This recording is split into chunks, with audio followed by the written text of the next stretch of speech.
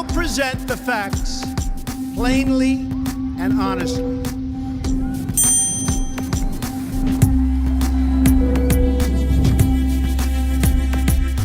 Homicides last year increased by 17% in America's 50 largest cities.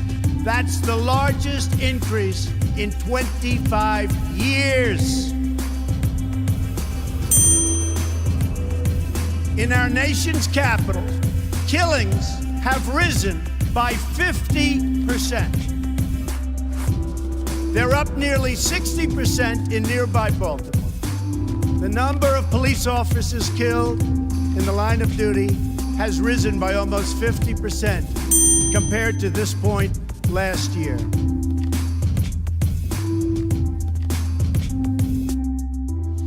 Decades of progress made in bringing down crime are now being reversed by this administration's rollback of criminal enforcement.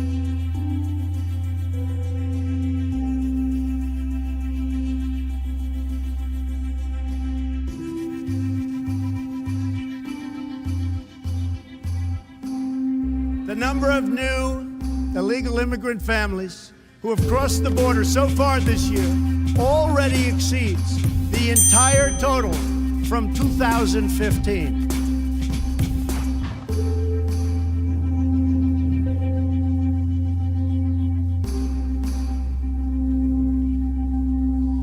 They are being released by the tens of thousands into our communities with no regard for the impact on public safety or resources. Nearly 180,000 illegal immigrants with criminal records ordered deported from our country are tonight roaming free to threaten peaceful citizens. Decades of record immigration have produced lower wages and higher unemployment for our citizens, especially for African American and Latino workers.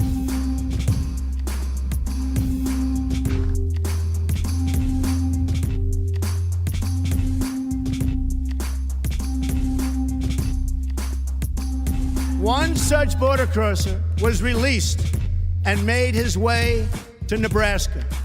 There, he ended the life of an innocent young girl named Sarah Root. She was 21 years old and was killed the day after graduating from college with a 4.0 grade point average, #1 in her class. Her killer was then released a second time, and he is now a fugitive from the law. 58% of African American youth are now not employed.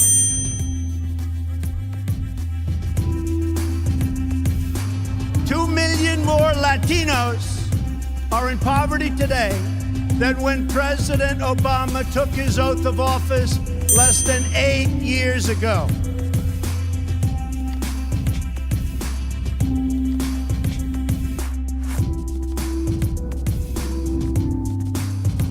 Another 14 million people have left the workforce entirely.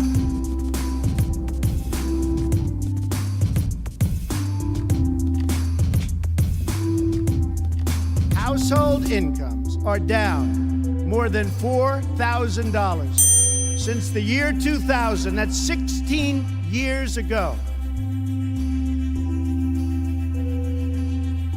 43 million Americans are on food stamps. America is one of the highest taxed nations in the world. Excessive regulation is costing our country as much as $2 trillion a year, and we will end it very, very quickly. This was just prior to the signing of the Iran deal, which gave back to Iran $150 billion and gave us absolutely nothing. It will go down in history as one of the worst deals ever negotiated. In Libya, our consulate, the symbol of American prestige around the globe, was brought down in flames. In 2009, pre-Hillary, ISIS was not even on the map.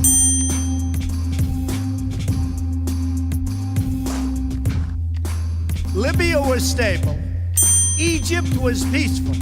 Iraq was seeing, and really a big reduction in violence. Iran was being choked by sanctions. Syria was somewhat under control. Only weeks ago, in Orlando, Florida, 49 wonderful Americans were savagely murdered by an Islamic terrorist.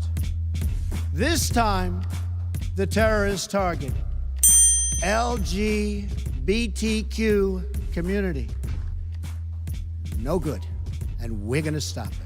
My opponent has called for a radical 550% increase in Syrian, think of this.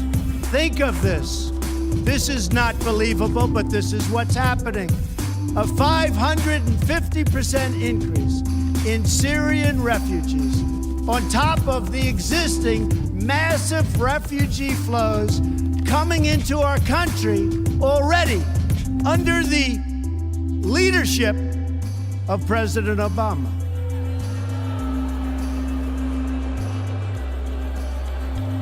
She proposes this despite the fact that there's no way to screen these refugees in order to find out who they are or where they come from. Her single greatest accomplishment may be committing such egregious crime and getting away with it, especially when others who have done far less have paid so dearly.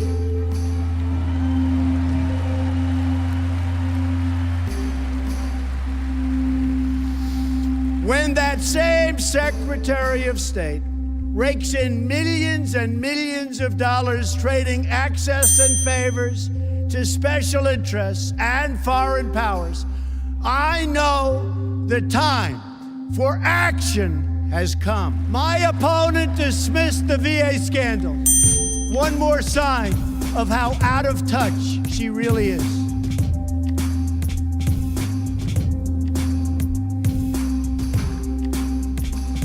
America has lost nearly 1/3 of its manufacturing jobs since 1997, following the enactment of disastrous trade deals supported by Bill and Hillary Clinton. Remember, it was Bill Clinton who signed NAFTA, one of the worst economic deals ever made by our country, or frankly, any other country.